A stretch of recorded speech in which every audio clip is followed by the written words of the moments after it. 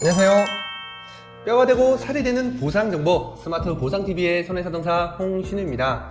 오늘은 교통사고 관련한 영상을 준비했는데요. 다른 영상과 다르게 교통사고에서 보상이 안 되는 내용으로 정리를 해보았습니다. 교통사고 관련하여 상담을 많이 해드리면서 실제 보상이 되지 않지만 많이들 질문해 주시는 내용으로 요약해 보았는데요. 혹시 교통사고로 이런 피해를 입지는 않으셨는지 확인 한번 해보시는 것도 나쁘지 않을 것 같습니다.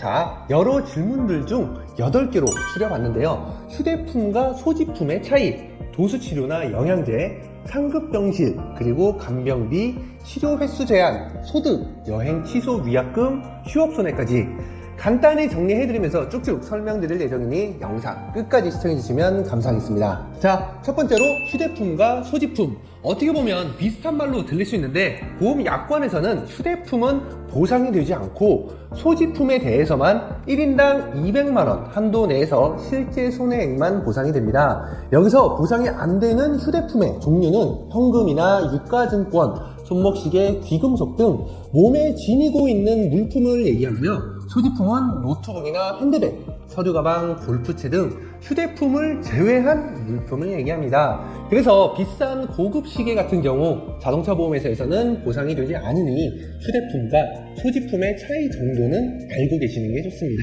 이어서 두 번째, 도수치료나 영양제나 한약제.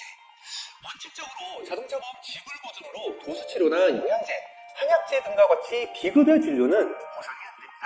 하지만 보상이 안 되는 이 항목에서도 피해자의 그때 상황에 따라 도수치료나 비급여 치료제가 필요하다라는 의사 선생님의 소견이 있는 경우 먼저 비용을 지불한 후 자동차 보험 회사에 청구를 한번 해보실 수는 있습니다. 하지만 의사 선생님의 소견서가 있다고 무조건 다 인정이 되는 건 아니고 보험회사 내부 검토를 통해 결정이 되니 비급여 치료가 필요한 경우 기억해 두시면 좋을 것 같습니다. 그리고 세 번째, 상급병실. 보통 병원에는 4인실, 6인실 등 기준 병실이 있습니다. 기준 병실 같은 경우는 건강보험으로 가능하기 때문에 피해자분이 부담하는 금액은 없지만 도저히 다른 사람들과 같이 지내기 어려워 2인실 또는 1인실 등 상급병실을 이용하는 경우에는 기준 병실과 상급병실 차이 금액을 피해자가 직접 퇴원할 때 부담하셔야 합니다. 그렇지만 상급병실 확인서, 즉 부득이한 경우 어쩔 수 없이 상급병실을 이용했다라는 서류를 원무과 통해서 발급받으시면 일주일간은 상급병실을 무료로 이용할 수 있으니 이 꿀팁 하나 기억하고 계십시오. 네 번째, 간병비. 간병비는 그동안 실무적으로 너무 분쟁이 심해 어느 순간 약관에서 딱 명시해놨습니다. 부상급수 1급에서 2급은 60일, 3급에서 4급은 30일, 5급은 15일. 여기에 해당하는 경우로서 실제 입원 기간을 기준으로만 인정합니다. 부상급수에 들어와도 입원하지 않으면 보상이 안 될 수도 있고 많이 물어보시는 것 중 아이들 사고에서 어쩔 수 없이 부모님이 일을 못 나가시고 케어하는 경우 간병비 인정받을 수 있는지 많이 물어보시지만 인정받을 수 없습니다. 자동차보험 간병비는 부상급수 기준만 인정이 된다는 점 참고하시길 바라겠습니다. 이어서 다섯 번째, 병원 치료 기간이나 횟수 제한. 심사평가원의 기준으로 치료가 너무 장기간으로 이어지는 경우 일주일에 몇 회로 횟수가 제한이 됩니다.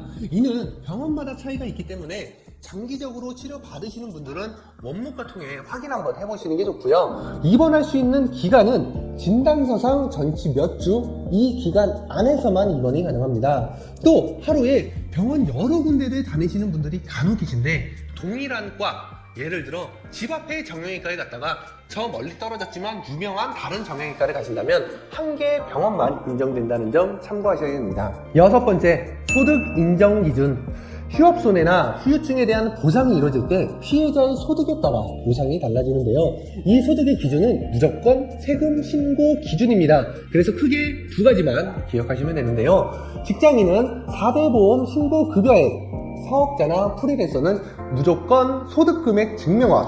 크게 이 두 가지 서류만 기억하시면 됩니다. 이 서류 외에 세금 신고되지 않는 급여 통장 수령액이나 3.3% 공제되는 프리랜서 월급 명세서 등은 인정되지 않습니다. 무조건 4대 보험 신고 기준이랑 소득금액 증명원. 이것만 기억하시면 됩니다. 7번째, 이것도 정말 많이 물어들 보시는데요. 교통사고로 인한 여행 취소라든지 호텔 취소 위약금 관련해서 말씀드리겠습니다. 이번 교통사고로 인해 계획해 두었던 여행을 가지 못하셨거나 호텔, 항공비 등을 취소하여 위약금이 발생한 경우 자동차 보험 회사로부터 보상을 받을 수 있는지 정말 많이 물어보시지만 보상이 안 됩니다. 교통사고에서 보상이 되는 항목은 오로지 피해자의 신체에 대한 손해액만 보상이 된다는 점 알고 계셔야 합니다. 마지막으로 8번째, 휴업손해. 자동차 보험 약관에서 휴업손해를 인정해주는 경우는 학생이 아닌 경우부터 65세 이전까지만 휴업손해액을 인정해줍니다. 예외적으로 농업인이나 어업인은 70세까지 인정을 해주지만 이 외에는 실제 소득 활동을 하고 있다는 객관적인 서류가 있지 않는 이상 휴업손해금을 인정받기 어렵습니다. 요즘 65세, 70세 되셔도 다 소득 활동 하시지만 쉽게 인정받기는 어려운 점 참고하시길 바라겠습니다. 자, 오늘은 보상이 되는 항목보다 교통사고로 보상이 안 되는 예외적인 항목으로 정리를 해드리면서 보상을 받을 수 있는 팁까지 중간중간 설명을 드렸는데요. 억울하게 일어난 사고에 또 다른 피해가 생기지 않도록 오늘 말씀드린 내용 기억해 두시면 추후 합의하실 때 도움되실 수 있습니다. 그럼 오늘 영상 유익하셨다면 소중한 좋아요 버튼과 구독 버튼 부탁드리고요. 다음에 또 알찬 보상 정보로 인사드리겠습니다. 이상 스마트 보상TV의 손해사동사 홍신이었습니다. 감사합니다.